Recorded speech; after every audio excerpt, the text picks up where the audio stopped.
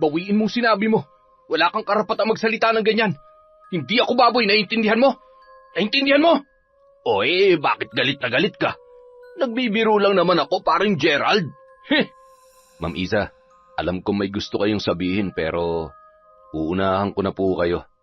Oras na makialam kayo sa buhay namin magtiyuhin, sisiguruhin ko magugulo ang buhay ninyo at isasama kong asawa niyo sa impyerno. Hindi ko lubos akalain na magagawa mo ang kahiyupang ito. Ang taas pa naman ng respeto ko sa iyo dahil akala ko mabuti kang ama. Akala ko isa kang mabuting tao. Nagkamali pala ako. Ipakukulong kita, makikita mo. Auntie Mira, gusto kong gumante. Galit po ako. Galit na galit. Pinatay niya ang baby ko. Parurusahan ko sila sa mga ginawa nila sa akin. Taon 2014. Cagayan. Napabuntong hininga na lamang si Sally habang nakayukom pumasok sa loob ng kanilang silid-aralan, matapos na pagtawanan ng mga nakasalubong niyang mga bata. Oh, Sally, napano ka? Wala po, ma'am. May nang iinis lamang. Hayaan mo, pagsasabihan ko sila, ha? Sige na, maupo ka na at magsisimula na ang ating klase. Sa edad na 14 anyos, nasa ika-4 na baitang pa lamang si Sally. Medyo mahina siya sa klase dahil sa kanyang kapansanan. Isa siyang dalagita na nagtataglay ng autism. Subalit ang kanyang lagay ay hindi naman gaanong malubha dahil may kakayahan naman siyang makipag-usap at makipag-ugnayan sa iba. Isang hapon, naghihintay si Sally sa tito niyang si Gerald na may isang batang lalaki ang nambato sa kanya gamit ang isang maliit na sanga ng kahoy. Tinamaan ang kanyang noo na ikinagulat naman ng dalagita. Hoy, Abnoy! Sinong hinihintay mo dyan? Kawawa ka naman. Wala ka nang mama, wala ka pang papa. Bakit mo ba ako inaaway? Hindi naman kita inaano Ayusin mo nga yung pananalita mo. Dalaga ka na tapos kung magsalita ka, daig mo pang 5 taon. Abnoy ka talaga. Bleh! Napayuko na lamang ang dalaga habang kagat-kagat ang kuko ng kanyang kanang hintuturo. Walang maisagot sa bata dahil sa takot siyang baka saktan siya noon. Hoy bata, anong ginagawa mo sa pamangkin ko, ha? Nang makita si Gerald, nanlaki ang mata ng batang lalaki. Takot itong tumakbo papalayo at walang lingon-lingon sa kanilang direksyon. Inaway ka ba ng batang yon, Sally? Opo, tito. Sinaktan ka ba niya? Masakit po dito. Binato niya po. Alam ko na. Para mawala ang sakit niyan, bibili tayo ng ice cream. Gusto mo ba yon? Ice cream? Masarap yon. Salamat po, Tito Gerald. Mula pagkabata, si Gerald na ang tumayong ama ni Sally. Kapatid niya ang ina ng dalagita at nang iwan yon ng nobyo ay nawalan na rin ng gana na buhayin ang kanyang anak.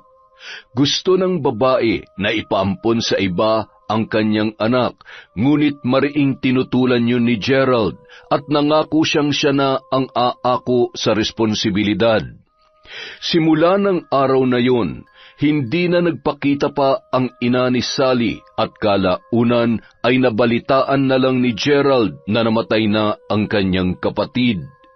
Hindi lingid kay Sally ang lahat, ngunit hindi naman nito naramdaman ang sakit ng pag-aabandona ng kanyang ina dahil punong-puno siya ng pagmamahal mula sa kanyang tiyuhin. Pinalaki siya ni Gerald na maunawain at mabait sa kabila ng kanyang kapansanan. Masarap ba yung ice cream mo, Sally? Opo, Tito Gerald. masarap po ang ice cream. Sa susunod, pag may mga aaway sa'yo, isumbong mo agad kay Tito, ha? Ako ang bahala sa mga yon. Sabi po ni teacher, babad ang away, Tito. Iyoko mapagalitan niya. Tama naman si teacher mo. Masamaan ng aaway, pero hindi naman ako papayag na pag sinaktan ka iiyak ka lang. Kailangan mo ring lumaban para sa sarili mo. Hindi mo palaging kasama si Tito Wala naman ako lagi sa school mo para maipagtanggol kita. Tatakutin ko na lang sila, Tito. Sabihin ko, susumbong ko sila sa'yo. Yan, gawin mo yan para hindi ka na nila uliguluhin. Sige na, ubusin mo na yung ice cream mo para makauwi na tayo. Tricycle driver si Gerald at sapat naman sa kanilang dalawa ni Sally ang kanyang kinikita. Parang Gerald, birthday ng misis ko ngayon. Daan ka naman muna sa bahay nang makapag-inom naman tayo. Talaga paring Benjo? Susunduin ko pa kasi si Sally. Tamang-tama, doon na kayo maghapunan sa bahay. Basta, pumunta ka ha.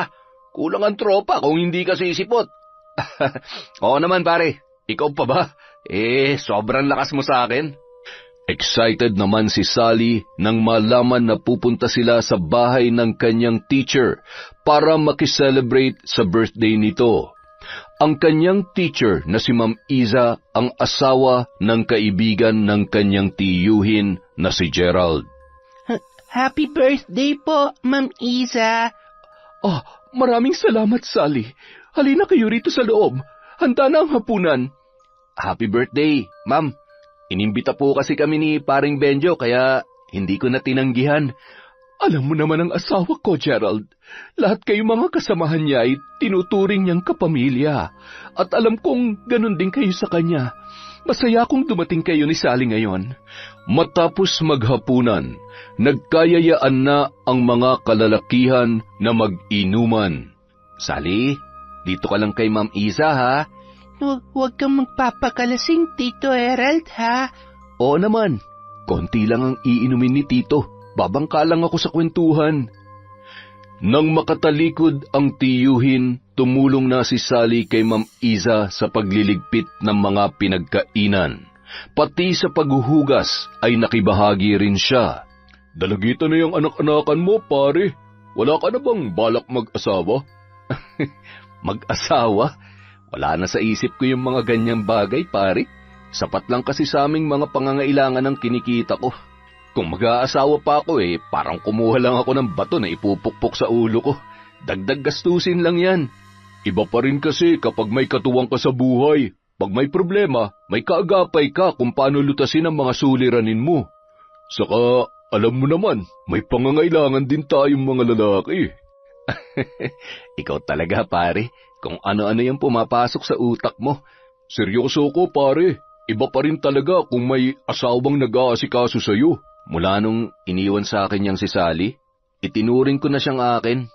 Nangako akong lahat ng oras at pagmamahal ko, ibibigay ko na lang sa kanya. Mahal na mahal ko ang batang yan. Wala na akong balak pang mag-asawa dahil baka saktan lang siya dahil sa kapansanan niya. Iniiwasan ko rin kasing mangyari yun, pre. Talaga ba, paring Gerald? Baka naman yung abnoy mong anak-anakan patago mo ng tinitira, kaya wala ka ng balak pa mag-asawa. Kasi naibibigay naman na niya pangangailangan mo. Anong sabi mo? Gago ka pala Mabilis na nahablot ni Gerald ang kwelyo ng kanyang kasamahang driver na si Gary at kaagad na inundayan ng malakas na suntok. Sapul ang panga nito at kaagad na bumalandra sa upuan. Hindi pa siya nakontento, nilapitan pa niya ito at dinuro-duro. Bawiin mong sinabi mo, wala kang karapatang magsalita ng ganyan. Hindi ako baboy, naintindihan mo? Naintindihan mo? Bakit galit na galit ka? Nagbibiro lang naman ako, paring Gerald. Paring Gerald, huminahon ka. Paring Gary naman kasi, huwag kang bastos. Birthday ng asawa ko't nandito ka sa loob ng pamamahay ko. Ayusin mo naman yung pagsasalita mo. Bitiwan mo ako, pare. Gugulpihin ko talaga yan Pare, ako na nakikiusap. Palampasin mo na lang muna. Lasing na kasi kaya hindi niya na naiisip kung tama pa bang mga pinagsasasabi niya. Ako na humingi ng dispensa sa'yo, pare. Pasensya ka na. Hindi. Binabastos niyang anak ko eh. Kumalma ka lang, pare. Pag-usapan na lang natin to bukas. Huwag ngayon. Nakainom na tayo. Tsaka medyo malakas na rin ang tama ni paring Gary. Biro lang yun, pare. Sa susunod na magbibiro ka, siguruhin mo nakakatawa. Nagpaalam na lang ng maayos si Gerald kay Benjo at kay Teacher Iza bago sila umalis. Humingi rin siya ng dispensa dulot ng nangyaring kaguluhan. Tito Erald, bakit kayo away ni Uncle Gary? Hindi lang kami nagkaintindihan kanina. Bakit po? Lasing na kasi siya kaya nakapagbitaw siya ng masakit na salita sa akin. Sa susunod kasi, wag na kayong iinom para wala kang kaaway. Sige na. Matulog na tayo. Maaga pa tayong babangon bukas. Kinaumagahan, maagang namasada si Gerald matapos na maihatid si Sally sa eskwela. Marami siyang naging pasahero nung araw na yun, kaya naisipan niyang bumili ng fried chicken para sa dalagita. Paborito kasi yon ng kanyang pamangkin. Bandang 11:30, nagtungo na siya sa paaralan para maghatid ng ulam sa kanyang anak-anakan. Malayo pa lamang, kumakaway na si Sally sa kanyang paparating na tiyuhin. Tito Erald? Sally, hetong fried chicken. Kumita kasi ng medyo malaki kesa sa inaasahan ni Tito, kaya masarap ang ulam mo ngayon. Salamat po, Tito Erald. May ice cream po ba? Mamayang hapon, mag-ice cream tayo, ha? Yung masarap na ice cream po, ha? Yung natutunaw. Oo naman. Sige na, alis na ako. Pakabusog ka, ha? Uminom na maraming tubig. Sige po, bye-bye, Tito Erald. Saktong paglabas sa gate ng paaralan, nakasalubong ni Gerald si Gary na nooy papasok naman. Kumulo agad ang dugo nito nang mapansin niyang nakatingin sa kanya ang lalaki. Akmang lalagpasan na sana niya yon nang tinawag nito ang kanyang pangalan. Sandali lang, paring Gerald! Bakit? Paring Gerald, pasensya ka na sa mga nasabi ko kagabi ha. Hindi ko naman kasi alam na didibdibin mo yun. Nagbibiro lang talaga ako, pare. Ay, hindi magandang biro mo, pre. Oo, hindi normal si Sally, pero wag mo naman siyang bastusin. Alam mo, pare, ni minsan, hindi ko naisip yung mga bagay na sinabi mo. Anak ng turing ko sa kanya. Palibasa, wala ka pang anak kaya kung makapagsalita ka akala mo, puro kalokohan ng lahat ng bagay. Pasensya na talaga, pre. Hindi na mauulit. Tango na lamang ang isinagot ni Gerald bago nagpaalam na mauuna na. Hindi niya na napansin ang mapangilatis na tingin ng kanyang kaibigan. Makakaganti rin ako sa iyo. May araw ka rin sa aking gago ka. Samantala, sa loob ng klase, hindi mapakali si Sally. Ilang ulit na rin siyang nagpapabalik-balik sa loob ng CR na napansin naman ni Teacher Iza. Oh, Sally, may problema ba? Sakit puson ko, ma'am. Tapos, may tugo po sa panty ko. Kahit wala akong sugat. Ha? Unang beses mo bang naramdaman yan? Ibig kong sabihin ngayon ka lang ba nagkaganyan? Opo. Takot po ako, ma'am. Normal lamang yan sa mga babae na nagdadalaga na, Sally. Halika, tuturuan kita kung paano gumamit ng napkin. Marami pang sinabi si Teacher Iza kay Sally tungkol sa pag-aalaga sa sarili. Nakinig naman ang dalagita at inulit-ulit pa ang mga paalala at payo ng kanyang guro. Pag-uwi ng dalagita sa kanilang bahay, agad naman niyang ibinalita kay Gerald ang pagdadalaga niya. Para namang nabigla ang lalaki at tila may pag-aalala na gumuhit sa kanyang muka. Tito Erald, sabi ni Ma'am Isa, ibili niyo raw po ako ng napkin.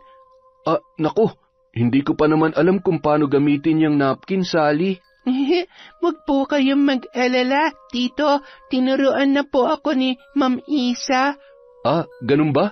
Sige, bumili ka na sa may tindahan para may magamit ka. Kinabukasan, tungkol sa pamilya ang naging topic sa aralin. Pinagawa sila ng family tree at isa-isang nagpaliwanag kung gaano nila kamahal ang kani-kanilang mga pamilya. Nang si Sally na ang tinawag ng guro, ipinakita niya ang kanyang iginuhit na puno na mayroong isang bunga. Ito ang aking pamilya, si Tito Erald ang puno at ako ang bunga. Mahal na mahal namin ang isa't isa. Wala ka ba mama at papa, Sally? Papa ko si Tito Erald. Wala akong mama, patay na. Papa? Bakit Tito ang tawag mo sa kanya? Dahil sa tono ng pagtatanong ng kanyang kaklase, napayuko na lamang ang dalagita. Kinagat-kagat na lamang niya ang kanyang kuko dahil nahihiya siyang sagutin yun. Kasi kapatid ng Tito Erald ni Sally ang mama niya. Hindi na nakilala ni Sally ang totoo niyang papa. Pero kahit tito lang niya si Gerald, parang papa niya na rin yon kasi ang Tito Gerald niya ang nag-aalaga sa kanya. Hindi ba, Sally? Opo, love na love din po ako ni Tito Erald. Tama. Ikwento mo naman sa amin kung papaano ipinapakita ni Tito Gerald mo ang pagmamahal niya sa'yo, Sally. Love po kami. Tapos, kiss niya po ako. Dito, oh. Kaso, kagabi, hindi. Tila nabahala si Teacher Iza sa mga sinabi ni Sally, kaya pinaupo na lamang niya ang bata at tumawag na lamang ng iba pang estudyante. Hindi nawala sa isip ng guro ang sinabing yun ni Sally, parang iba kasi ang dating sa kanya. Kaya nang magkaroon ng pagkakataon ay kinausap niya ito ng sila lamang dalawa. Sally, di ba naikwento mo kanina na lablab kayo ng tito mo? Ano ba yung ginagawa niyang lablab sa'yo? Hinahag niya po ako, tapos binibilhan ng ice cream. Yung kiss? Kiss niya po ako bago kami tulog. Kagabi, hindi ko kasi may dugo ako. Tulog na lamang po si Sally. Ah, ganun ba?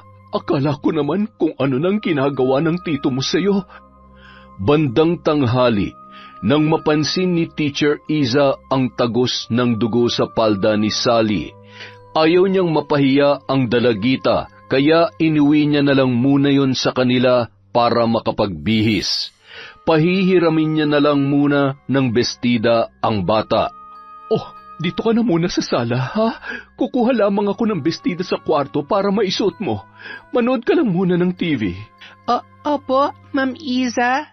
Dahil alam ni Sally kung paano buksan ang TV, kaagad niyang pinagana yon. Nang rumihistro sa screen ang mga kaganapan ng eksena, ay nakuha kaagad ang atensyon ng dalaga. Tutok na tutok siya roon at ngingiti-ngiti pa. Oh, heto, Sally. Kasyang-kasya to sa'yo. Ay, Diyos ko, patayin natin to, Sally. Dali-daling pinatay ni Teacher Iza ang TV. Sakto namang dumating ang kanyang asawang si Benjo para mananghalian. Diyos ko naman, Benjo. Bakit nakasalang pa tong DVD player? Napanood tuloy ni Sally. Itago mo na yan. Baka may makakita pa niyan nakakahiya. Nako, pasensya na mahal. Nakalimutan kong kunin yan kagabi. Sa susunod kasi mag-iingat ka. Alam mo namang may mga batang nagagawi dito. Ma'am, bakit niyo po pinatay yung TV? Bawal kasi sa iyo yan, Sally. Pangmatanda lang kasi ang mga ganoong palabas. Hubad sila po. Tapos, kain ice cream yung babae. Talap-talap nun. Gawa ko po yun kay Tito Erald. Nanlaki ang mga mata ni Teacher Iza sa sinabi ng bata. Naitakip na lamang niya ang kanyang mga kamay sa kanyang bibig at nabitawan ang dalang bestida. Hindi niya alam kung ano ang kanyang sasabihin. Kinilabutan ang maestra, naaawa, nagagalit at napapaiyak. Halo-halong emosyon ang lumukob sa kanya nung mga oras na yon. Nanginginig na niyakap ang kanyang estudyante. Ang napanood ni Sally ay isang eksena ng malaswang kaganapan sa ibabaw ng kama sa pagitan ng isang babae at lalaki. Totoo ba yung sinabi mo, Sally? Ginagawa niyo yon ng tito mo? Opo, gabi-gabi po. Kaso, nung may dugo ako, hindi siya tabi sa akin eh. Diyos ko! Ibig sabihin, magkatabi kayong natutulog? Opo, higa ako sa braso ni Tito Erald, tapos hubad kami, kasi love na love niya ako, love ko rin siya, papa ko po siya eh. Gaano katagal nyo nang ginagawa ang love-love nyo, Sally? Kailan pa yan nagsimula? Nung birthday ko po yun eh, 9 years old po ako. Naalala pa ni Teacher Iza ang selebrasyon ng birthday na yon ng kanyang estudyante. Dahil nga sa magkaibigan si Gerald at si Benjo ay kasama silang nagdiwang ng kaarawan nito. Lasing na lasing si Benjo noon, gayon din ang kanyang mga kasamahan, maging si Gerald. Naalala niya pang naggalit-galitan siya noon para lamang mapauwi ang kanyang asawa. Buti na lamang pagdating nila sa kanilang bahay ay saka pa lamang bumuhos ang malakas na ulan. Ilang beses na napalunuklaway si Teacher Iza. Ipinaliwanag niya ng husto kay Sally ang tungkol sa mga ganoong bagay, kung sino-sino lang ang maaaring gumawa noon at kung ano ang mangyayari sa kanya kapag patuloy na ginawa yon ng kanyang Tito Gerald. Bad yun, Sally. Hindi niya dapat gawin yun sa'yo. Pwede siyang makulong oras na isumbong ko siya sa mga pulis. Hindi po bad, tito ko. Kayo po ang bad. Inaaway niyo siya. Umiiyak sa galit at patakbo na lamang umalis ang bata. Hindi na siya naabutan ni Teacher Iza dahil nakasakay na siya kaagad ng tricycle. Akmang aalis na rin sana ang guro nang tawagin siya ng kanyang asawa. Narinig ko ang lahat, mahal. Kailangan may gawin akong aksyon tungkol dito, Benjo. Inaabuso ni Gerald ang pamangkin niya. Mahal, buhay nila yan. Huwag ka nalang makialam. Ano huwag ako makialam? Karapatan ko makialam dahil ako ang teacher niya. Hindi ka ba naaawa sa bata? Minomolestya siya ng sarili niyang tiyuhin. Oo, ikaw ang teacher niya. Pero buhay nila yan. Magugulo lang ang buhay natin kung pakikialam mo pa sila. Nakalimutan mo na ba kung bakit tayo nawala ng isang anak, Isa? Dahil sa pakikialam mo sa buhay ng ibang tao. Kaya sana naman, magtanda ka na. Huwag mo nang hintayin na baka isa na naman sa atin ang mapahamak. Anong gagawin ko, Benjo? Manahimik ka. Ipagsawalang bahala mo na lamang ang nalaman mo. May mga anak ka pa nangangailangan ng iyong kalinga at pag-aaruga. Samantala, umiiyak si Sally na nakasakay sa loob ng tricycle. Hindi na siya nagdalawang isip na parahin yon kanina dahil kilala naman niya kung sino ang driver noon. O Sally, ano nangyari sa'yo? Ba't kasi si Ma'am Isa, inaaway niya Tito Erald ko? Bakit niya inaaway? Baka may kasalanan ng tito mo kaya ganun. Hindi, mabait tito ko. Sige, ihatid na lang kita sa school niyo ha. Kakain pa kasi ako eh. Ayaw ko punta school. Galit ako kay Ma'am Isa. Biglang may sumaging senaryo sa isip ni Gary na bigla niyang ikinangisi. Isang plano ang kanyang nabuo nang muli niyang sulyapan ang dalagita. Makakaganti na rin ako sa iyo, Gerald. Anong gusto mong kainin, Sally? Ibibili na lang kita. Lumiwanag ang muka ng dalagita dahil sa kanyang narinig. Ice cream po, 2. O sige, pero bago tayo bumili ng ice cream, samahan mo muna ako sa bahay, ha? May kukunin lang ako doon. Sige po, Uncle Gary. Dinala ni Gary si Sally sa loob ng kwartong kanyang tinutuluyan. Kaagad siyang naghubad ng damit pagkapasok doon dahil sa init ng panahon. Gusto mo bang bigyan kita ng ice cream tapos pera araw-araw, Sally? Gusto ko po. Sige, sundin mo lang ang sasabihin ko ha. Pag nagawa mo, bibili tayo agad ng maraming ice cream. Excited naman ang dalagita at kaagad na ginawa ang utos ni Gary sa kanya. Sanay na sanay naman siya sa gawaing yon, kaya hindi na siya nag-atubiling gawin. Ilang sandali pa, ang bawat sulok ng kwarto na yon ay napuno ng ungol ni Gary at munting halinghing ni Sally.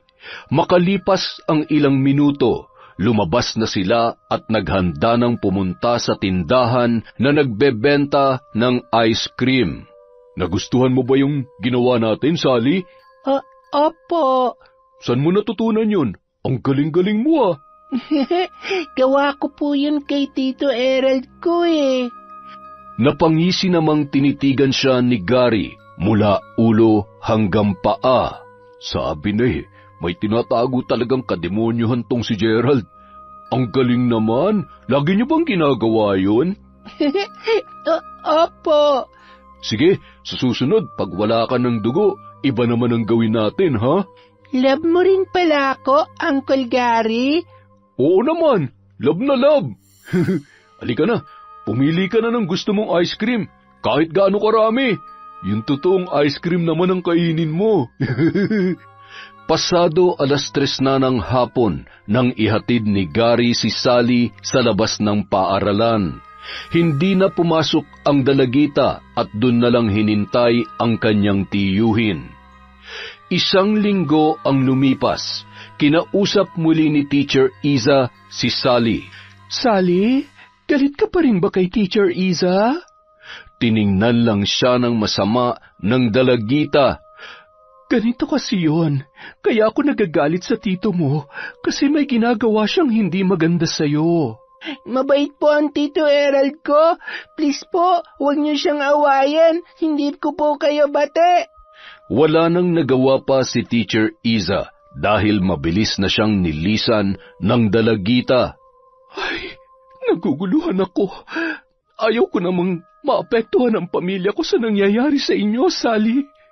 Isang gabi, matapos maghapunan sina Gerald at Sally, naghanda na silang dalawa para sa kanilang pagtulog nang umalulong ang mga aso sa labas. Sally, naghugas ka na ba ng katawan? Opo, Tito Erald. Mabuti naman. Ilang gabi din tayong hindi naglablab. Namimiss mo na ba si Tito? Opo. Kakain ka ulit ng ice cream ngayon. Si Uncle Gary, Tito, iba yung ice cream niya eh. Ha? Si Gary? Teka, bakit mo nabanggit si Gary? Kinain ko rin yung ice cream ni Uncle Gary. Iba po dun sa'yo. Lintik. Bakit mo ginawa yun?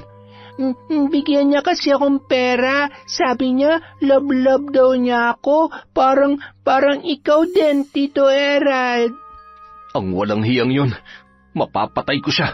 Dito ka lang Huwag kang aalis dito sa bahay. Saan ka po pupunta, Tito Erald? Bakit galit ka? Humahangos na tinakbo ni Gerald ang kanyang tricycle.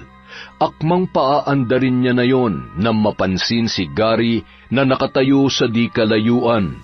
Mabilis ang kanyang mga galaw na tinungo ang kinaroroonan ng lalaki. Nang makalapit, kaagad niyang kinwelyuhan yon at dinuro-duro. Walang hiya ka! Mapapatay kitang hayop ka! Mag-asawang suntok kaagad ang binigay niya rito, ngunit mabilis namang nailagan yon ng lalaki. Sa muli niyang pagpapakawala ng mga suntok, ay bumuelo na rin ang kanyang kalaban. Nagpambuno silang dalawa at tila walang gustong magpatalo. Nang magkaroon ng pagkakataon, pumaibabaw sa kanya si Gary at sinakal siya ng mariin. Huwag ka na magpanal-panalan, paring Gerald. Alam ko na sikreto mo. Alam ko na ang pambababoy mo sa anak-anakan mo, kaya kung ayaw mo makulong, isali mo na ako sa mga pinagdagagawa mo. Anong pinagsasasabi mo, ha? Huwag ka na magbaang-maangan pa, bistado na kita. Manya ka rin palang hayop ka. Paano mo nalaman? Naikwento sa akin ng anak-anakan mo at nagdemo pa siya. Tama nga ang sinabi ko noon. Wala ka ng balak pa mag-asawa dahil na ibibigay naman pala ni Sally ang pangangailangan mo bilang lalaki. Tumahimik ka! Oo naman, magiging tikom ang bibig ko. Oras na ibahagi mo sa akin ang langit na nalalasap mo, pare. Kung magtitigas-tigasan ka, titiyakin kong sa kulungan ang bagsak mo. Ngayon, ano nang pasya mo, ha? Paring Gerald, ha? Saglit na nakiramdam si Gerald. Huminahon siya at bumangon mula sa pagkakahiga na dagan-dagan ni Gary. Inayos niya ang kanyang sarili at luminga-linga sa paligid. Sinisigurong walang nakamasid. Pasimple niyang tinapik ang balikat ng lalaki at nagsabay na silang pumasok sa loob ng kanyang bahay. Uncle Gary! Sally, maglalaro tayo ha. Una ko tapos si Uncle Gary naman ang makakalaro mo. Galingan mo ha. Sige po. Matapos ang mainit na eksena, biglang naalala ni Gary ang nangyari nung araw na umiiyak si Sally. Sally, bakit ka nga pala nagalit kay Teacher Isa noon nakaraan? Galit kasi siya kay Tito Erald Bastos daw, ikaw Tito. Pwede ka na raw makulong kasi lablab mo ko. Bad daw kasi yun. Bad tong gawa natin. Sabi niya. Tila namanhid naman ang buong katawan ni Gerald sa kanyang narinig. Sinabi mo ba kay Teacher Isang mga ginagawa natin? Opo, iyak nga po siya Hug niya ako tapos galit siya sa'yo, Tito, kaya hindi kami bate. Aba, pare, kailangan mong gawa ng paraan yan. Mukhang hindi lang pala ako nakakaalam ng sikreto mo. Tumahimik ka nga dyan. Oras na mabulyaso ko, idadamay kita, tandaan mo yan. Teka, solo ka lang nung una tapos ngayon, idadamay mo na ako. Kesa magreklamo ka dyan, mag-isip ka ng paraan kung paano mo ako matutulungan. Nag-aaway po kayo? Bakit po? Hindi kami nag-aaway, Sally. Magpahinga ka na. May pag-uusapan lang kami ni Uncle Gary mo, ha? Good night. Good night po. Samantala, habang nag-aabang ng masasakyang tricycle si Teacher Isa, nadaanan siya ni Gerald. Pinara niya ito para makausap. Nang makasakay na siya, ay sinimulan na niyang magbukas ng usapan. Subalit mabilis na pinaharurot ni Gerald ang tricycle at inihinto yun sa lugar na walang tao maliban sa kanilang dalawa. Matalim siyang tinitigan ng lalaki at mariing nagwika. Ma'am Isa, alam ko may gusto kayong sabihin, pero uunahan ko na po kayo. Oras na makialam kayo sa buhay naming magtiyuhin, sisiguruhin kong magugulo ang buhay ninyo at isasama ko ang asawa niyo sa impyerno. Hindi ko akalain na magagawa mo ang kahayupang ito, Gerald. Ang taas pa naman ng respeto ko sa iyo dahil akala ko mabuti kang ama.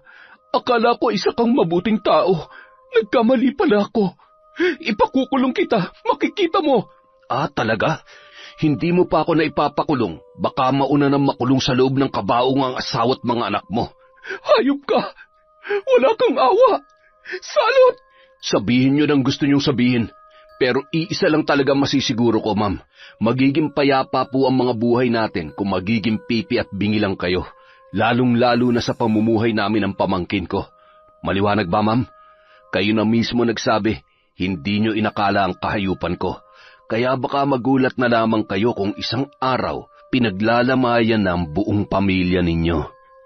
Napakasama mo, Gerald. Wag na wag kayong magkakamaling ipaalam tong pag-uusap natin kay Pareng Benjo. Kung ayaw niyong pagsisihan niyo ang araw na to. Ngayon, kung may sasabihin pa kayo, sabihin niyo na para maihatid ko na kayo ng ligtas sa pamamahay niyo, Ma'am Isa. Kinagabihan, balisang nakahiga sa kama si Teacher Isa. Pabaling-baling siya sa higaan, halata na hindi siya mapakali. Mahal, ano bang bumabagabag dyan sa isip mo? Parang napakalikot mo naman. Ha?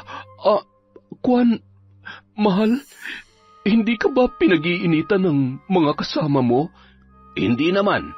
At bakit naman nila ako pag-iinitan ako nga may mas malawak na pangunawa. Ginagalang nila ako at nirerespeto ko rin sila. Bakit mo naman ay tanong yan? Wala lang. Sige na, matulog ka na.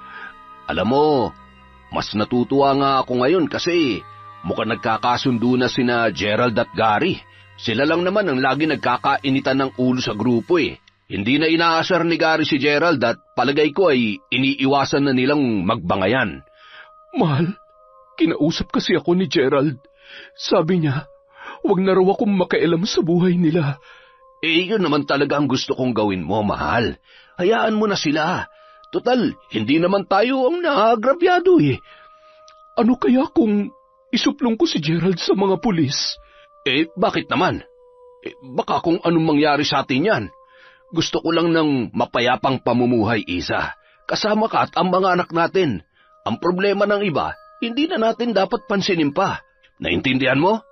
Isang gabi, malakas ang pagbuhos ng ulan na sinasabayan pa ng hagupit ng simoy ng hangin. Kasunod noon ay ang napakalutong na pagkulog at pagkidlat. Nag-iisa lang sa bahay si Sally dahil hindi pa umuuwi ang kanyang tiyuhin. Halos gabi-gabi na ring ginagabi ng uwi ang kanyang tiyo kasama si Gary. Laging lasing ang mga yon at gabi-gabi rin silang nakikipaglaro sa kanya. Nais man niyang umayaw, ngunit natatakot siya na baka magalit sila at baka siya ay saktan. Buhat kasi nang magsimulang dumalaw si Gary sa kanilang pamamahay ay tila nag-iba na rin ang pakikitungo ng kanyang tiyuhin sa kanya. Madalas pinapagawa siya ng mga posisyon na nahihirapan siya at nasasaktan. Bago siya nilalaro ng mga ito ay nanunood muna sila ng mga eksenang ginagaya nila pagkatapos. Kung dati pakiramdam ni Sally ay mahal na mahal siya ng kanyang tiyuhin, ngayon pakiwari niya ay nag-iba na yon. Kahit palagi siyang sinasabihan na love siya, ay hindi na niya nararamdaman ang pagmamahal dahil pinipilit na siya nitong gawin ang mga bagay na hindi nagpapasaya sa kanya. Isang malakas na pagkulog ang nagpagulat sa nagmumuni-muning dalagita. Kasabay noon ang pagdungaw niya sa bintana. Nakita niya ang pagdating ng dalawang tricycle, si Gary at si Gerald. Alam niyang lasing na naman ang mga yon at kailangang ihanda na naman niya ang sarili dahil natitiyak niyang maglalaro na naman sila. Mabilis na binuksan ni Sally ang pintuan at inabutan ng tuwalya ang dalawa. Ang tagal mo naman buksan ang pinto, Sally. Ano bang ginagawa mo? Nakatulog po kasi ako, Tito Erald. May dala ka pong ulam? Wala. Naubos lahat ng kinita ko ngayon Hindi ka pa ba naghahapunan? Hindi pa po Hintay ko po kayo. Alam mo ba, Sally? Mas masarap ang uulamin mo ngayon. Hotdog at jumbo pa. Nagugutom po ako. Kaya nga halika rito at kumain ka na. Mabilis na hinablot ni Gary ang bewang ni Sally at pinupugyon ng halik. Nagpupumiglas ang dalaga, ngunit tila wala lang yon kay Gerald na nagtungo sa kwarto para makapagpalit ng damit. Pagkatapos mo dyan, pare, pwede ka nang umuwi. Matutulog na ako. Pagsasawaan ko lang muna to. Ikaw ba, ayaw mo? Pagod ako Tsaka gusto ko lang talagang magpahinga ngayong gabi. Umiyak na lamang si Sally dahil sa ginagawa sa kanya ng lalaki. Kung dati ay dahan-dahan lang itong gumalaw, ngayon ay mapusok na at nasasaktan na siya. Uncle Gary, ayoko na. Sakit na. Ngayon ka pa ba mag-iinarte, Sally? Ang tagal na natin ginagawa to. Masakit. Masakit po. Ayoko po. Habang nakapatong ang lalaki ay panay naman ang pagpupumiglas ng dalagita. Makailang ulit din siyang sinampal ni Gary para patigilin, hanggang sa nasipa niya ang pagkalalaki nito. Kaagad na lumayo sa kanya ang lalaki, sapu-sapo ang kanyang hinaharap, dumadaing sa kirot na nararamdaman. Mabilis na tumayo ang dalaga, dinampot ang bestida na nakatiwangwang sa sahig. Dali-dali siyang lumabas ng bahay. Hindi alintana ang lakas ng ulan. Wala siyang naiisip na puntahan maliban kay Teacher Iza. Nagtatatakbo niyang binaybay ang daan sa kasagsagan ng malakas na ulan, hangin at matinding kulog. Umaagos ang luha sa kanyang mga mata at nanginginig ang buo niyang katawan, hindi dahil sa lamig na dulot ng panahon, kundi dahil sa matinding takot na kanyang nararamdaman. Samantala, hindi mapakali si Teacher Iza habang nakadungaw sa bintana.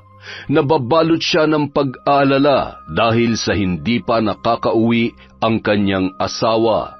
Mag-aalas 10 na ng gabi at hindi siya sanay na naghihintay pa ng ganoong oras. Ay, nasaan ka na ba kasi, Benjo? Ay, teka, sino yung nakatayo sa labas ng gate? Sandali, mukhang si Sally yun ah. Dali-daling pumanaog si Teacher Iza at pinagbuksan ang kanyang estudyante. Basang-basa ang dalagita at yumuyugyog ang mga balikat. Sally, ano nangyari sa'yo? Sinong kasama mo? Ma'am, layas po ako. Ayoko na makipaglaro sa kanila. Masakit po. Sakit po, Ma'am Iza. Halika, pumasok ka muna para makapagpalit ka ng damit. Umiiyak na isinalaysay ni Sally sa guro ang mga nangyari sa kanya. Simula noong inaway siya nito, nanginginig ang dalaga at ipinakita pa sa kanya ang ilang mga pasa nito sa braso, sa hita at sa iba't ibang parte ng kanyang katawan. Paso nila ako sigarilyo, tapos nilagyan nila dito. Sakit po, Teacher Iza. Sinong sila? Ha? Sally! Tito Errol po at si Uncle Gary. Minsan, tali nila ako. Hubad. Ay, Diyos ko naman. Nasaan sila ngayon?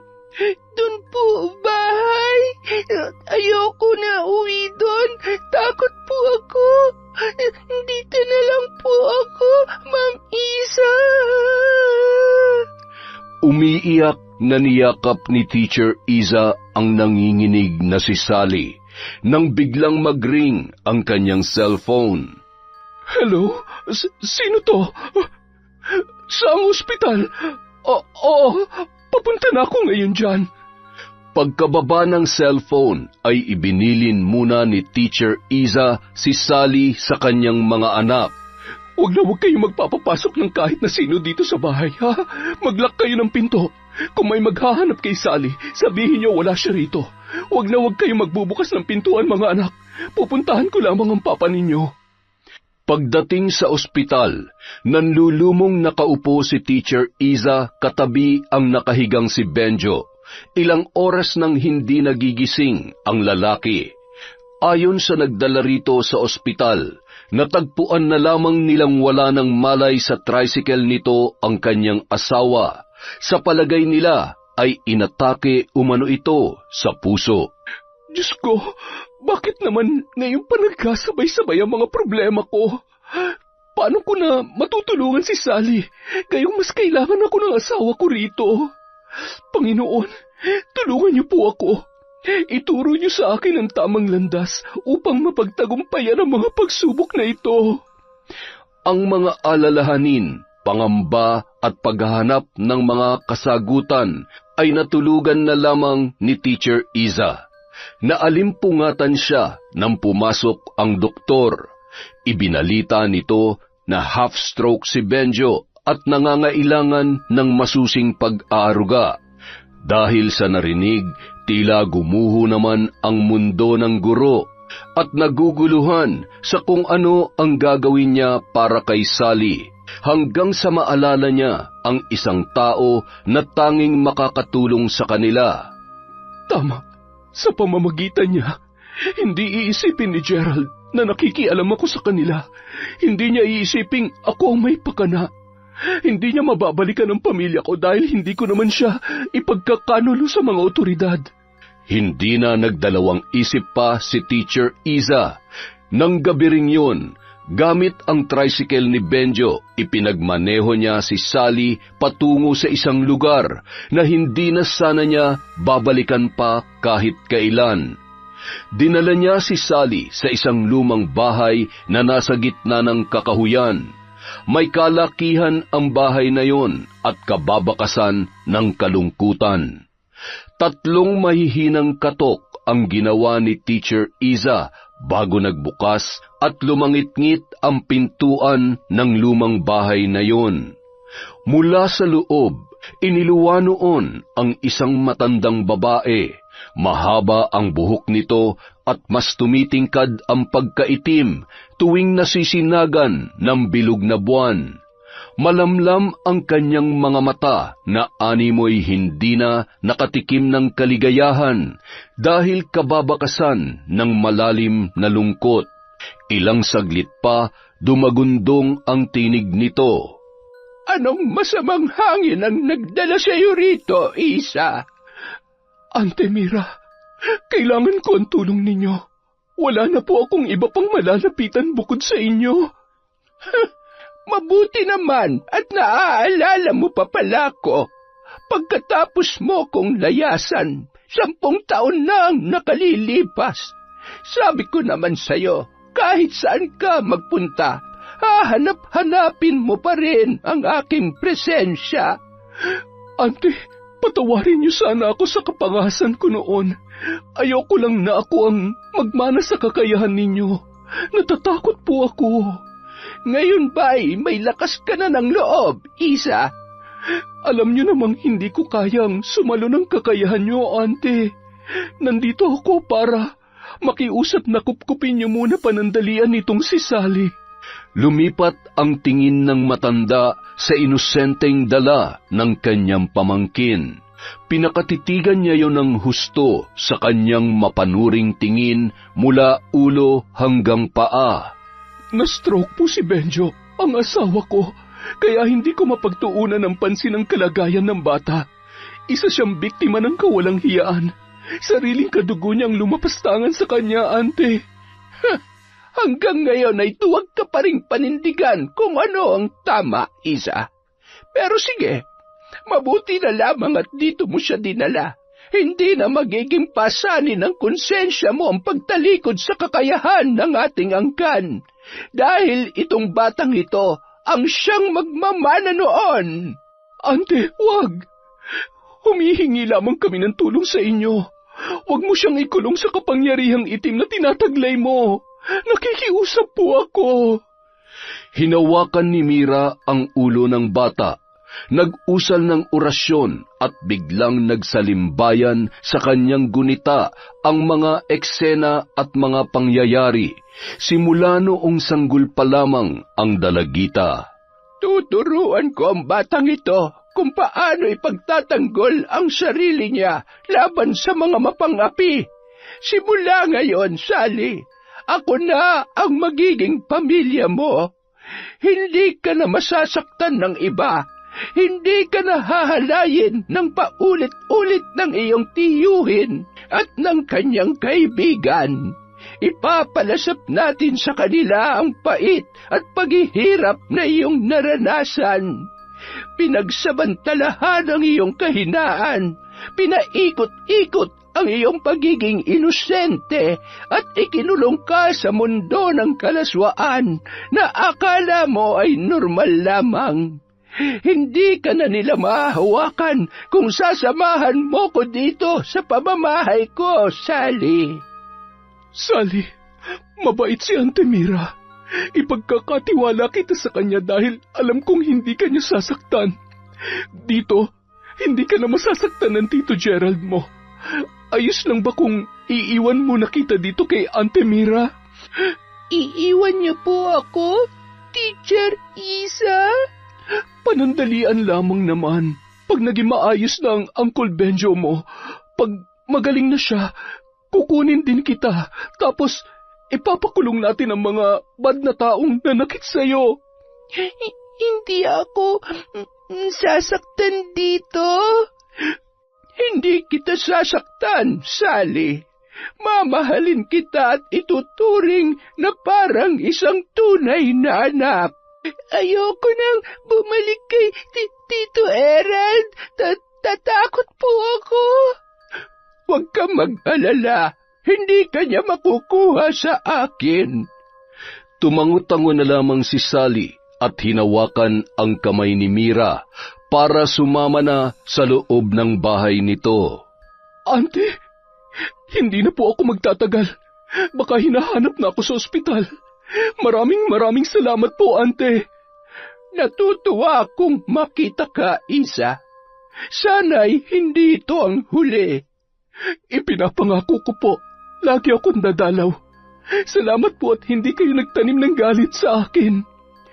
Noong una, nagalit ako, pero kailanman ay hindi ako magtatanim ng galit sa pinakamamahal kong pamangkin.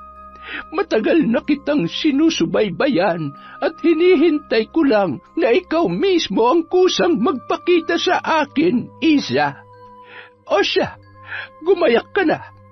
Malapit nang magbukang liwayway. Makalipas ang 3 buwan, sanay na si Sally sa presensya ni Auntie Mira. Mabait yun sa kanya at ang lahat ng mga bagay ay ipinaliliwanag nitong mabuti para madali niyang maintindihan. Itinuring siya noon na tunay na kadugo, binilhan ng mga sariling gamit at ipinaramdam ang pagmamahal. Sa poder ni Auntie Mira, naranasan ni Sally ang magkaroon ng isang ina. Ina na gumagabay, nag-aalaga at nagtatanggol sa kanya. Si Auntie Mira na rin ang tumayong guro ng dalaga. Hindi siya pinapayagang lumabas ng bahay mag-isa dahil sa pinakaiingatan siya nito ng mabuti. Subalit isang araw, habang nagwawalis si Sally sa bakuran, biglang naningkit ang mga mata ni Auntie Mira. Naikuyom ng babae ang kanyang mga kamay at nanginginig sa galit. Pilit niyang pinapahinahon ang kanyang sarili at malumanay na tinawag ang dalaga. Sally, pahawak nga ng tiyan mo. Matapos mahawakan, nanginginig ang kanyang mga kamay na hinaplos ang muka ng dalagita. Nagdadalang tao ka, Sally. Auntie Mira, ano po yon? Hindi ko po alam yon. Buntis ka. Nagbunga ang kanilang kawalang hiyaan. Buntis? Ako po? May baby sa tiyan ko? Oo. Ayoko, Auntie Mira. Ayoko po ng baby. Hindi natin pwedeng ipalaglag yan, Sally. Ayoko nito. Sa kabilang banda, ilang buwan na ring kinukulit ni Gerald si Teacher Isa tungkol sa kung nasaan ang kanyang pamangkin. Ilang ulit ko bang sasabihin sa iyo, Gerald? Hindi ko alam. Ayoko makialam sa buhay ninyo. Sarili kong ang problema hindi ko masolusyonan eh. Ano ba kasing ginawa mo kay Sally? Bakit siya naglayas? Hindi ko nga rin alam eh. Paggising ko wala na siya. Pati si paring Gary, hindi rin masabi kung bakit bigla na lang umalis si Sally.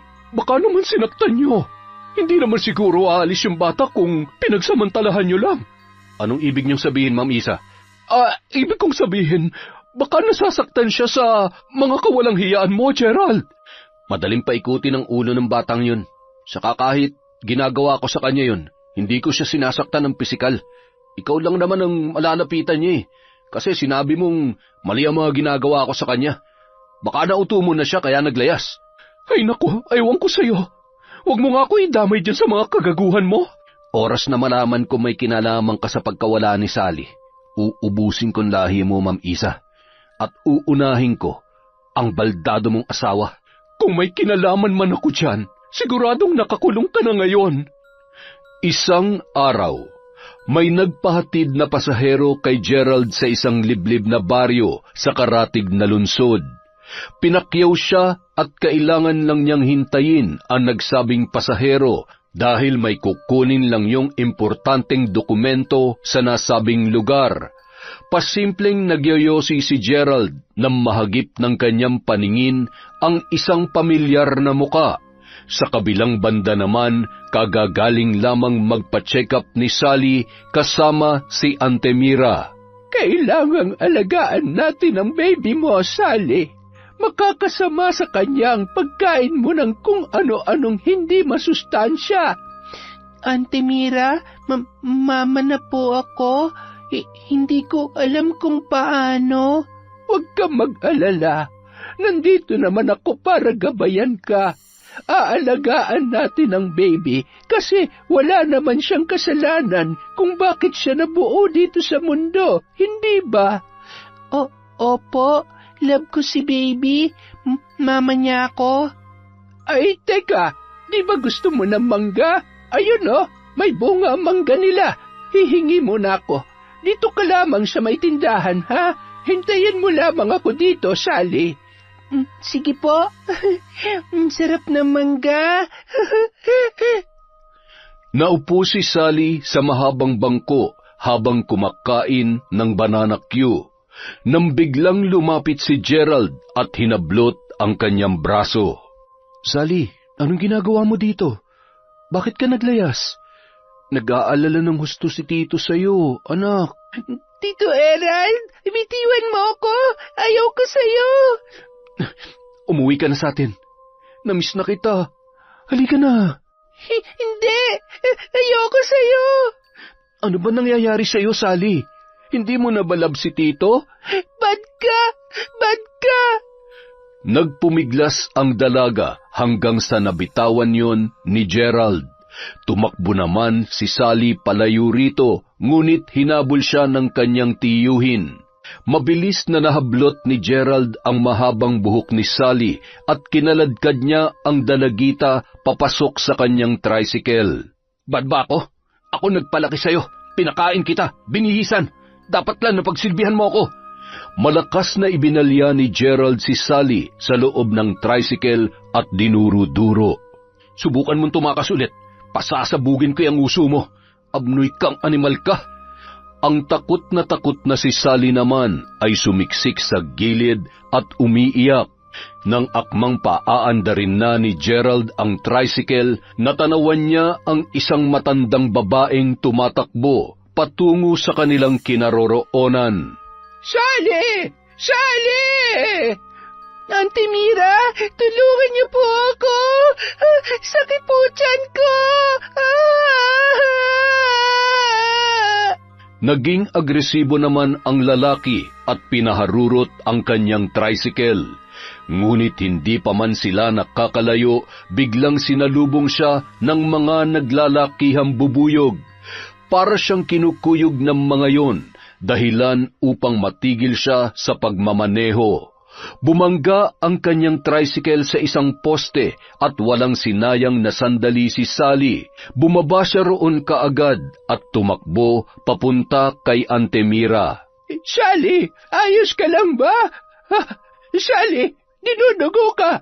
Ang baby mo, Sally. Ang sakit po, Auntie Mira. Makalipas ang ilang araw, matamlay na pinagmamasdan ni Sally ang kumpol ng mga bulaklak na napapaligiran ng mga paru-paro. Sally, halika na. Lumalamig na ang pagkain. Auntie Mira, gusto kong gumanti. Galit ako. Galit na galit ako. pinatay niya yung baby ko. Parurusahan ko sila sa mga ginawa nila sa akin. Tutulungan kitang gumanti sa tiyuhin mo, Sally. Huwag ka mag-alala. Ituturo ko sa iyong lahat ng mga nalalaman ko. Sa ngayon, kailangan mo munang magpakalusog, magpalakas para sa oras na sisimulan na natin ang paghihiganti. Nasa maayos na ang lahat, ang isip at katawan mo. Paano po ako gaganti, Auntie Mira? Akong bahala sa'yo. Halika na, kumain ka ng marami.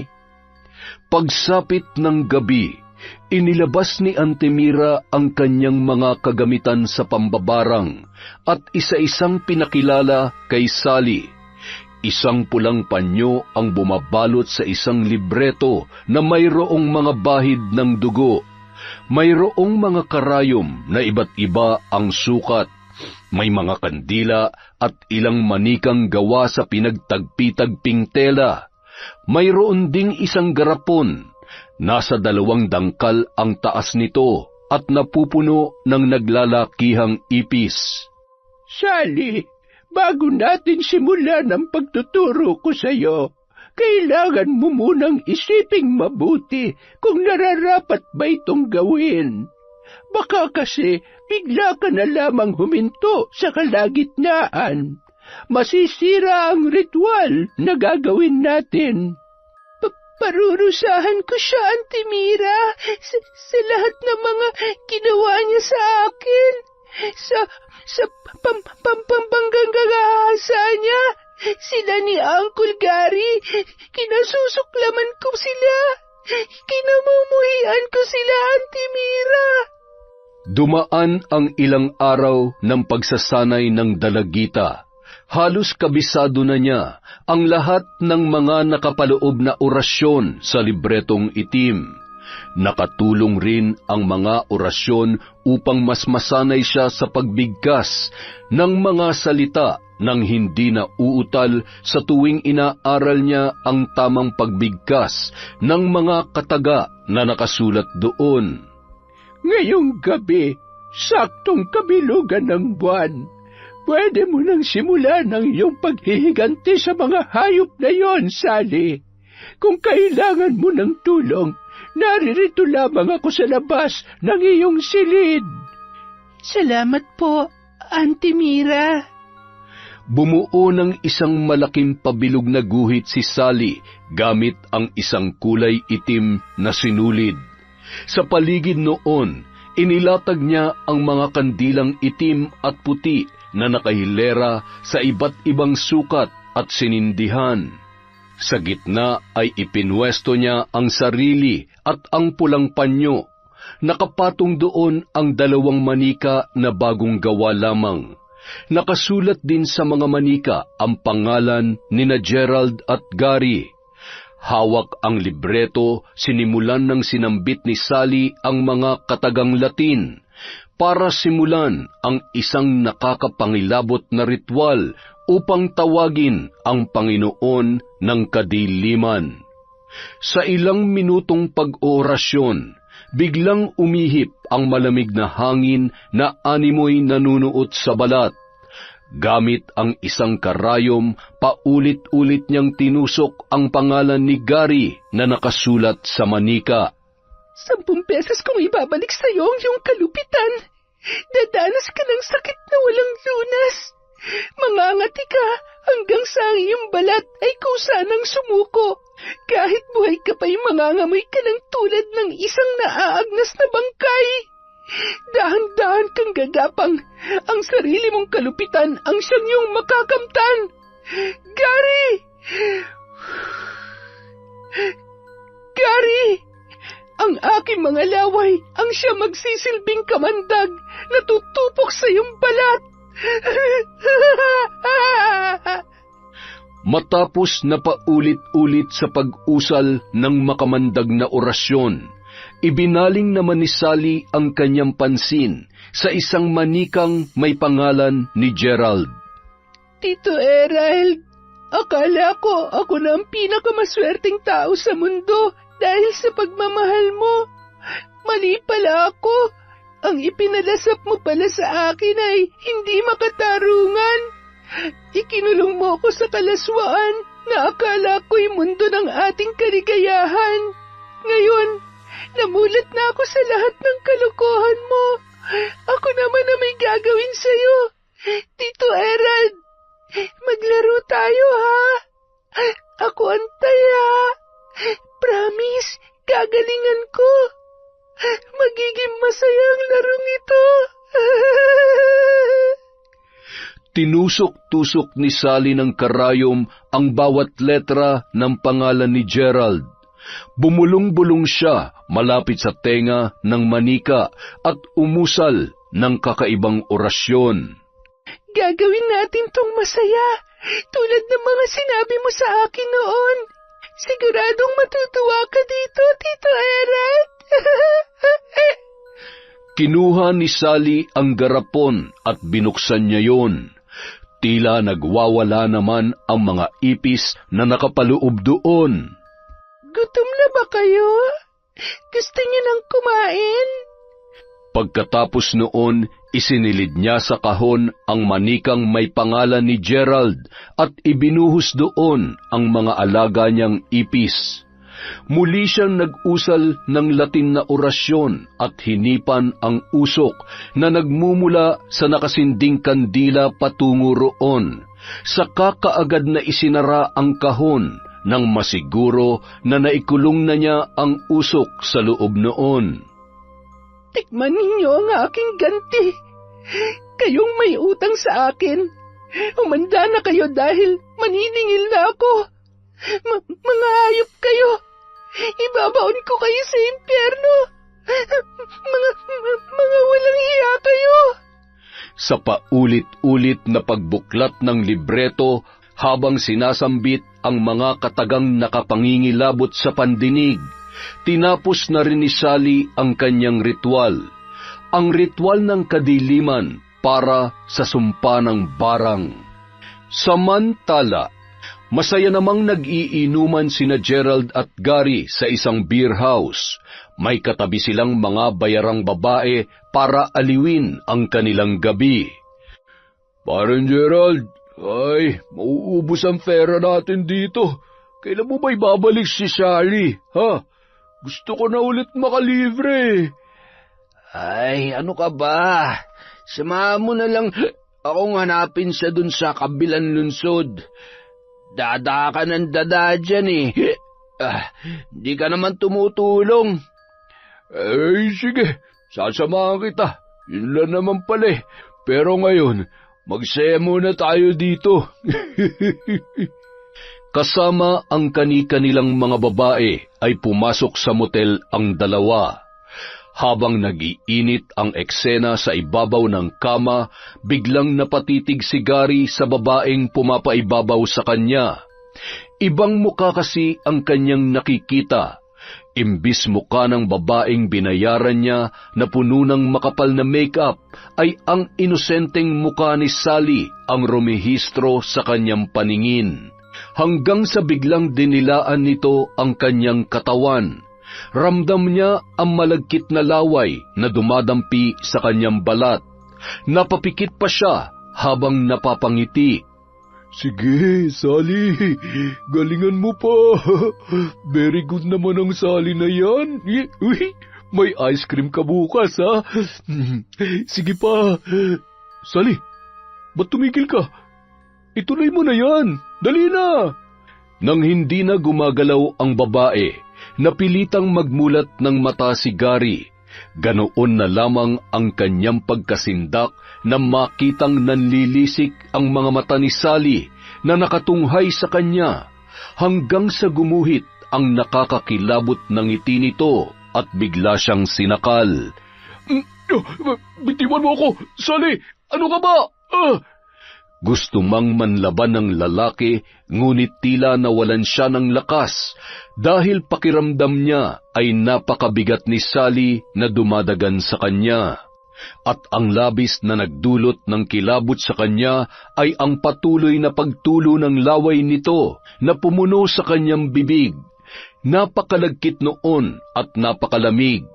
Habang patuloy sa pagtulo ang laway, nakaririndi rin ang matamis nitong paghalakhak. Ilang segundo rin ang itinagal ng eksenang yun, nang biglang pinakawalan ni Sally ang kanyang leeg. Kasunod ng pag-ubo ni Gary ay ang panunumbalik ng muka ng babae na kanyang kasama.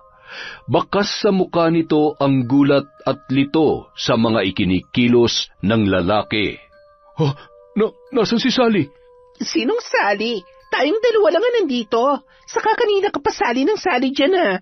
Nananaginip ka yata ng gising. Diyan ka na nga. Uy, teka, saan ka pupunta? Hindi pa tayo tapos Tapusin mo yung mag-isa mo.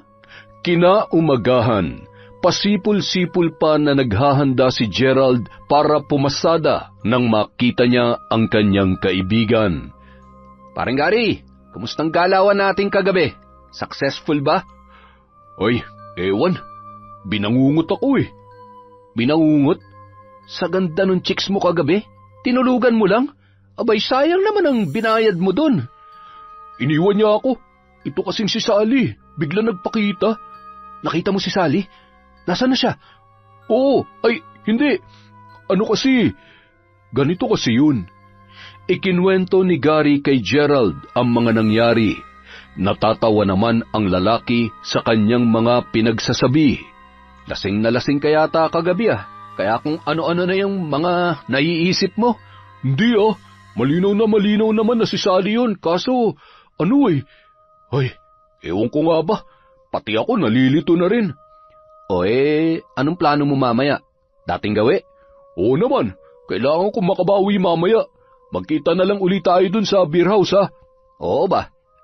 Pagsapit ng gabi, nagbihis na si Gerald at nagpabango pa para magtungo sa beer house.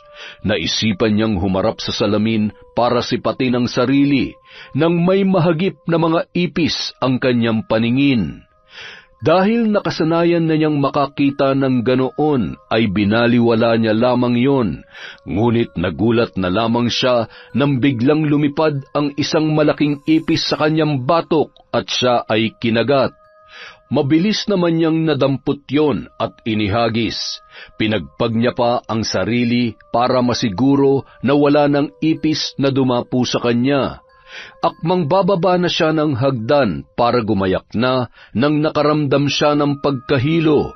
Kaagad siyang napahawak sa kanyang sentido at napaupo na lamang. Nang subukan niyang itaas ang kanyang paningin, siya ay biglang nalula. Hindi niya alam kung ano ang dahilan.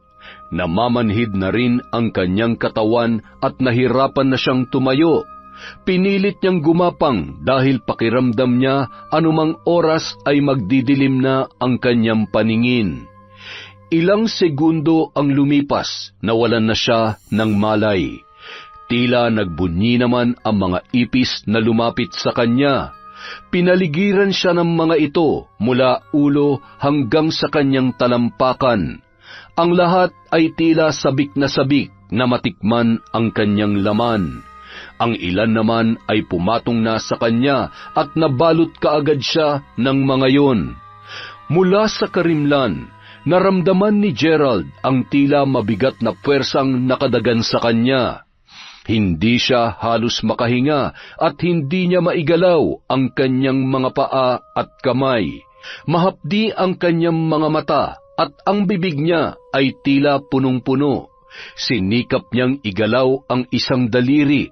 Pakiramdam niya ay tila may ngumangat-ngat doon, at nang sinubukan niyang sumigaw, doon niya napagtanto na ang laman ng kanyang bibig ay gumagalaw. Pinilit niyang imulat ang kanyang mga mata, at siya ay nahindik sa kanyang nakita. Mga ipis! Bakit? Ano nangyayari? Kasabay ng kanyang pagsasalita ay ang agaran niyang pagbangon. Mabilis na pinagpag ang sarili at natatarantang lumayo sa kumpol ng mga naglalakihang ipis. Dala ng pagkagimbal, matapos na makitang may mga kagat ang ilang parte ng kanyang katawan, napasiksik siya sa isang sulok na parang isang batang musmus na walang kalaban-laban. Takot na takot si Gerald habang nakatingin sa mga yon na umuusad papalapit sa kanya. Lumayan niyo ako! Umalis kayo rito! Sa kalagitnaan ng kanyang takot na nararamdaman, nakarinig siya ng mumunting bulong na tila kumakalikot sa loob ng kanyang tainga.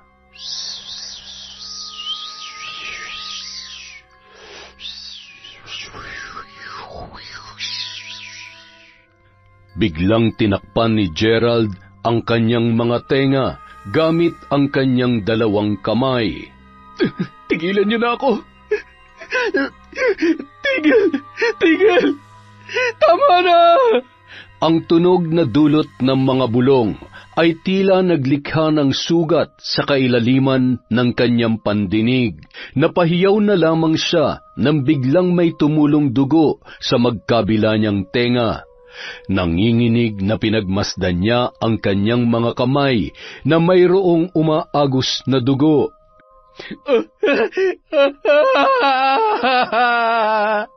Nang muli niyang tingnan ang sahig kung saan naroon ang mga ipis, ay hindi na niya nakita pa ang mga yon. Makailang ulit niyang iginala ang paningin, ngunit wala na ang bakas ng mga nakakadiring ipis. Subalit naroroon pa rin ang pakiramdam niya na may mga matang nagmamasid sa kanya. Samantala, hindi naman magkanda-ugaga sa pagpahid ng ointment si Gary sa buo niyang katawan. Panay ang pangangati niya na kahit nakailang ulit na siyang maligo ay hindi pa rin nawawala. Nagsimula na ring magkasugat ang kanyang balat nang madaanan ng matinding pagkamot. Naisip niyang magpatingin sa doktor para mabigyan siya ng karampatang lunas, ngunit hindi niya na nakaya pang lumabas dahil parang nalulumpo siya sa sakit ng kanyang mga kasukasuan. Buwisit na buhay to! Nakakuha pa yata ako ng sakit sa paggamit ng kahit na sinong GRO. Baka isa sa kanila may sakit sa balat at nahawa na ako. Mas lalong nakaramdam ng pagkairita si Gary nang sa pagdampot niya ng kanyang cellphone para sana humingi ng tulong ay battery empty na yon. Nagkataong nasira pa ang kanyang charger kaya nag-uumapaw ang kanyang inis. Lintik naman na buhay to! Buwisit! Buwisit! Hindi magkamayaw sa pagkiskis ng kanyang likod sa dingding ang lalaki. Kahit pa dumudugo na ang kanyang mga sugat, ay hindi pa rin napapawi ang kanyang pangangati. Sinubukan niyang buksan ang pinto ng kanyang tinutuluyang kwarto, ngunit hindi niya mapihit pabukas ang seradura noon. Mas lalo siyang nanggalaiti na mapagtantong baka nilak na naman siya ng mga kabataan na naglalaro sa labas. Lagi kasi siyang napagkakatuwaan ng mga yon dahil sinusungitan niya at hindi binibigyan ng pera.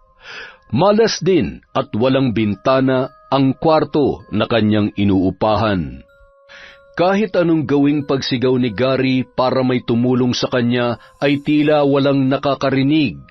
Hanggang sa nagsawa na siyang humingi ng tulong at pinagtuunan na lamang niya ng pansin ang kanyang nararamdaman. Ang kanyang balat ay naging katulad ng chicharon, naging malutong at tila nagmamantika na parang humihibok-hibok pa sa loob. Para siyang mababaliw sa pagkamot sa kung saang-saang parte noon. Ang pagkainis niya ay napunta sa paghikbi. Umiiyak na ang lalaki dahil hindi niya masolusyonan ang nangyayari sa kanyang sarili. Sa paglipas ng mga araw, hindi na makilala pa ni Gary ang kanyang itsura. Dala ng gutom, puyat at pagod, naging payat na siya. Punong-puno na ng sugat ang buo niyang katawan. Iba na rin ang kanyang amoy, tila siya ay nabubulok na. Hapdi, sakit, kirot, at matinding pangangati ang kanyang nararamdaman. Bawat segundo, bawat minuto, lalong lumalala ang kanyang kalagayan. Ilang saglit pa, pumasok siya sa loob ng banyo. Hinugasan niya ang sariling mga kamay at napahagulgol na lamang nang makita ang unti-unting nababakbak na kanyang balat, na animo ay naaagnas na. Inaanod yon ng rumaragasang tubig mula sa gripo. Ayoko mabuhay ng ganito. Sawang-sawa na ako. Napasulyap ang lalaki sa lamisita. Nakalagay doon ang isang lighter. Napalunok siya ng ilang ulit. Pagkatapos ay dinampot niya yon. Tinapon niya ang ilang mga pakete ng sigarilyo at sinindihan. Nang magsimulang mag-apoy, unti-unti niyang nilagay ang kanyang kumot at ang ilang mga gamit na madaling kapitan ng apoy. Pagkatapos ay pinaligo niya ang 1 litro ng gasolina sa buo niyang katawan at pikit mata na lamang na tumalon sa lumalagablab na apoy. Samantala, nag-usap-usap ang mga kabataan dahil hindi na nila nakikita si Gary. Hindi naman nakatarangka ang pintuan nito, ngunit nakapagtataka na hindi man lang yun lumalabas kung nasa loob man ang lalaki. Nagulat pa sila nang makarinig ng isang malakas na pagsabog. Nang makitang nasusunog ang kwarto ni Gary, ay natatarantang humingi ng tulong ang mga kabataan.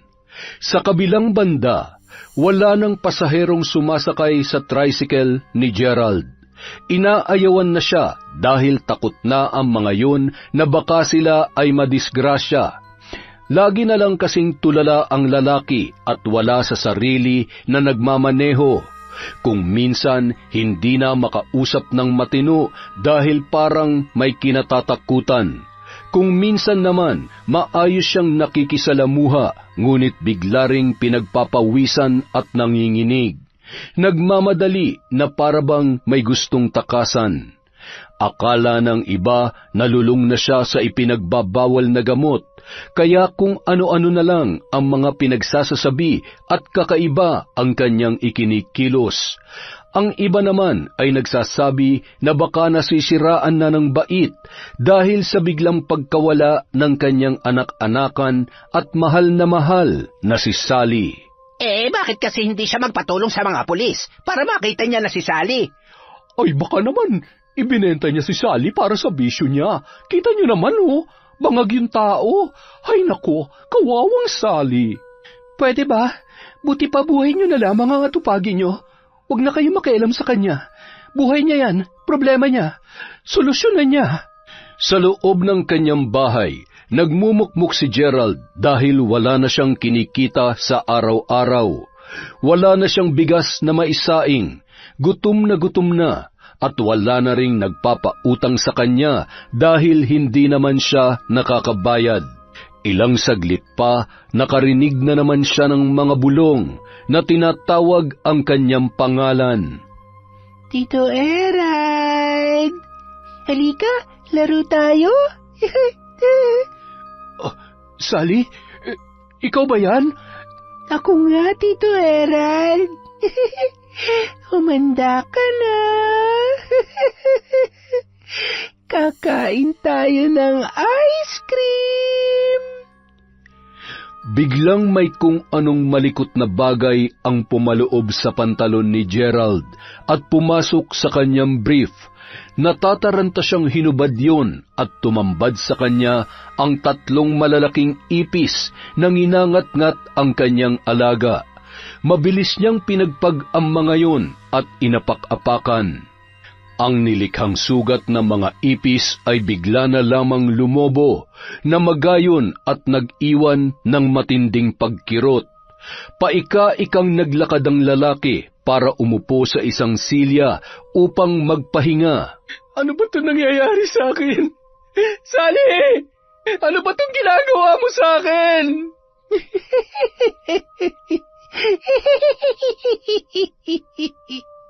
Magpakita ka! Kakalbuin kitang bata ka, makita mo! Ang pagsigaw ni Gerald ay naulit ng naulit hanggang sa umabot yon sa pandinig ng kanyang mga kapitbahay. Doon na kumalat ang usap-usapan na nababaliw na siyang talaga dahil nagsasalita at sumisigaw ng mag-isa. Alam mo, mahal, mukhang sunod-sunod na kayong minamalas ng mga barkada mo. Ay, ikaw, inatake sa puso. Si Gary, nasunog. Ngayon naman si Gerald, nababaliw na raw. Alam mo, naisip ko na baka kinakarma na tayo. Kasi alam naman natin na nangyari kay Sally pero hindi kaagad tayo umaksyon.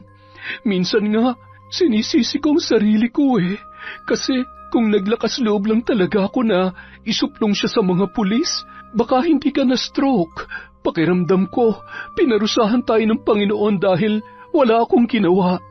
Naduwag tayo. Hindi pa naman huli ang lahat, mahal. Anong ibig mong sabihin? Hindi ka nahahadlang?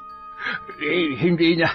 Napag-isip-isip ko rin kasing hindi naman talaga masama ipagtanggol at ipaglaban natin yung bata. Oo, natakot ako para sa kaligtasan natin pero nakakonsensya din ako sa ginawa kong pagpigil sa'yo. Nung araw na inatake ako, yun sana yung araw na sasamahan kita sa mga pulisya. Pagkatapos na makapag-usap na mag-asawa, nabuo ang isang matapang na desisyon ni Teacher Iza. Samantala, ilang araw nang nagkukulong sa loob ng bahay si Gerald. Nahihiya na siyang lumabas dahil alam niyang siya lang ang binabantayan ng kanyang mga kapitbahay. Naiinis siya sa mga mapanuring tingin ng mga ito na tila ba siya ay hinuhubaran. Ang mga bulong-bulungan nila umaabot naman sa kanyang pandinig at nakakapanggigil yon para sa kanya. Ngunit iniisip niya na kapag siya ay nagwala, baka kuyugin lamang siya ng kanyang mga kapitbahay. Kahit nasa loob lamang siya ng bahay, para na rin naman siyang may mga kasama. Pakiramdam niya, hindi siya nag-iisa dahil may mga matang nagmamasid sa kanyang bawat galaw. Hindi na rin siya pinapatulog ng misteryosong bulong na gumagambala sa kanyang isipan. Ilang araw na siyang puyat, walang ligo, walang kain at ni pag-inom ng tubig ay hindi niya na rin nagagawa. Dahil sa nakakaramdam siya ng matinding pagkabog sa kanyang dibdib, na kahit sa mismong paggalaw ay nagugulat siya. Hindi niya malaman kung ano ang nangyayari sa kanyang sarili. Para siyang nakakulong sa hindi malamang dahilan sa hindi maipaliwanag na mundo. Mababakas sa kanyang anyo ang matinding pagod, paghihirap at pagkalito. Kahit anong kaluskos ang kanyang marinig, ay abot langit ang kanyang takot. Nanginginig siyang niyakap ang sarili habang nakasiksik sa isang sulok. Madilim ang kanyang paligid dahil sa ang bawat butas na pinapasukan ng sinag ng araw ay kanyang tinakpan. Takot siyang maarawan, takot siyang makita ng kahit na sino. Tito! Tumigil ka! Tigilan mo na ako! Biglang may nahulog na gamit mula sa kung saan at ang tunog na nilikha noon ay nagdulot ng matinding takot sa nanginginig niyang katawan. Maya-maya pa, umagos ang kanyang ihi na nakabasa sa nanlilimahid niyang pantalon. Lubayat mo na ako! Ayoko na! Ayoko na! Dala ng pangingilabot, pagapang na tinungo ni Gerald ang ilalim ng kama. Doon ay nagtago siya habang patuloy pa rin sa pag-iyak. Subalit napatda na lamang siya nang maramdamang gumagapang ang mga naglalakihang ipis mula sa kanyang mga paa hanggang sa kanyang likod. Naipikit niya na lamang ng husto ang kanyang mga mata. Sobrang nahindik ang kanyang sistema. Ibig niyang magpumiglas, ngunit naipit na siya sa ilalim at hindi na makagalaw pa. Binalot siya ng matinding kilabot at panghihilakbot.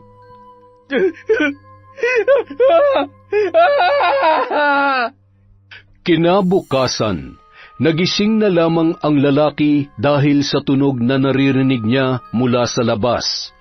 Pilit na binubuksan ang kanyang pintuan. May tunog ng mga paa na tila ginagalugad ang loob ng kanyang pamamahay. May otoridad na mga boses ang dumadagundong sa kanyang pandinig. Ilang sandali pa, nakakasilaw na liwanag ng flashlight ang bumungad sa kanyang mga mata. Nandito siya! Makalipas ang ilang linggo, masayang dinalaw ni Teacher Iza si Sally kasama si Benjo na nooy gumaling na dahil sa therapy. Nananabik naman na niyakap siya ng dalagita. Kumusta ka na rito, Sally? Maayos naman po, Ma'am Iza. Mabuti naman. Sasama ka na ba sa amin ni Uncle Benjo mo? Opo. Sasama din po si Auntie Mira, ha? Sally, patawad ha. Naging duwag ako. Hindi mo na sana naranasan ang lahat ng kawalang hiya ni Gary kung nung una pa lang ay inaksyonan ko ng kahalayan ni Gerald. Wala na po yon, Uncle Benjo. Ang mahalaga ay naipakulong na natin si Tito Gerald. Samantala, habang nasa kulungan, wala sa sariling kinakagat-kagat ni Gerald ang kanyang mga kuko nang tawagin siya ng isang pulis. Gerald, may dalaw ka. Naging malikot naman ang kanyang mga mata nang siya ay lumabas sa selda. Sally, anak, mabuti naman at dinalaw mo si Tito. Gusto lang kitang makita. Kahit hindi tayo bate, Tito Gerald, naiisip pa rin kita. Huwag ka mag-alala. Ayos lang ako dito. Sorry ha. Patawarin mo ako sa lahat-lahat. Alam kong hindi na mabubura sa isip mo ang mga nangyari. Pero pangako, magbabago ako dito. Magpapakabait ako para makabawi naman ako sa mga naging kasalanan ko sa'yo. Galit ako sa'yo. Hindi ko alam kung kailan kita mapapatawad. Mag-iingat ka dito, Tito Gerald, ha? Sandali. Aalis ka na agad. Sally, patawarin mo na ako. Ayoko na dito. Gusto ko nang lumabas. Pasensya na, Tito Gerald. Habang buhay ka na makukulong dito. Huli ko na ring dalaw to. Paalam. Sally! Sally, ayoko dito! Sinasaktan nila ako dito!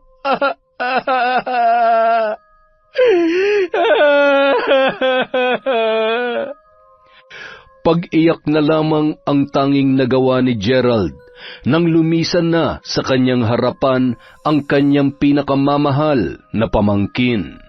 Auntie Mira, salamat sa pagpapatuloy mo kay Sally, ha? Kukunin ko na po siya. Kukunin? Sino nagsabi sa'yong ibibigay ko si Sally, Iza? Ilalaban ko sa korte ang kustodiya nitong bata. Pero usapan natin na panandalian lamang siya sa'yo. Baka nakakabigat lang siya sa inyo, Auntie Mira. Mula nung dumating si Sally sa bahay, naging makulay ang buhay ko. Siya ang pumuno ng mga pangungulila ko sa'yo. Tapos ngayon, babawiin mo ang kasiyahan ko? Hindi ako papayag, Isa. Ma'am Isa, dito na lamang po ako kay Auntie Mira. Masaya po ako sa kanya. Pero baka may ituro pa siya sa'yo. Ayokong makulong ka sa...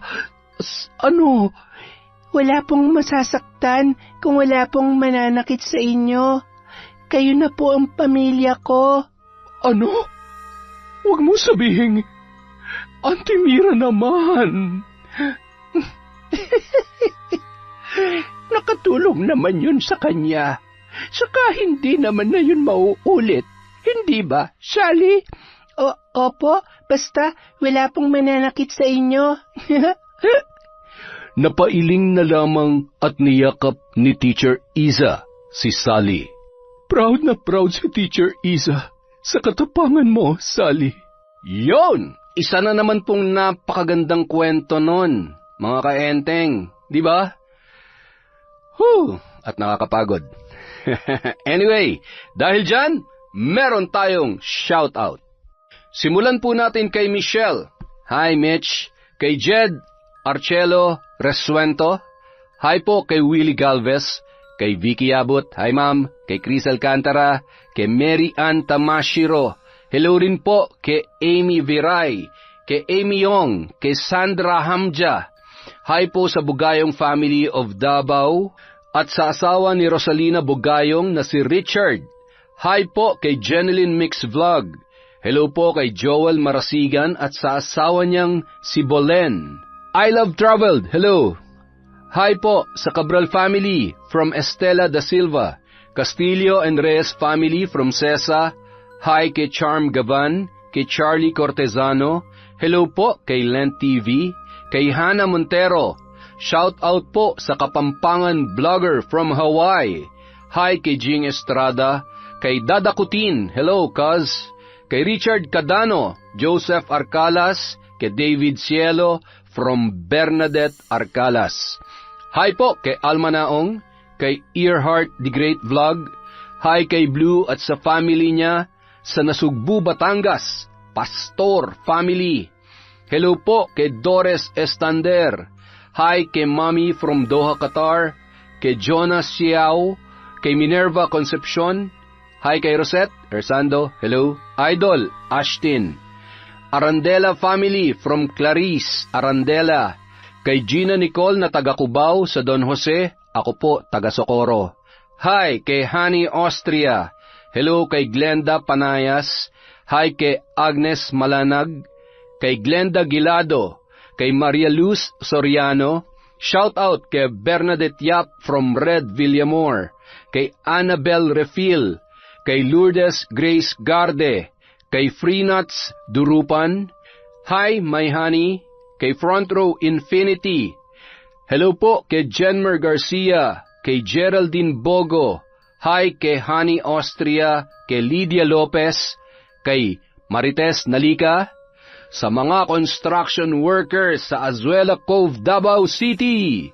From Barner Baki and Kwentong Aswang Files. Hi po kay Marjorie Dequilla. Hi kay Genevieve Virtusio, kay Reka Jukoy, kay Mel Santarita, Monica Nieves, Lilian Barriga, Jennifer Sacris. Hi kay Cristiani Moncada at kay Lorna Agordo and Manuel Baldonado. Para po sa mga hindi natin nabate, may susunod pa po tayong video.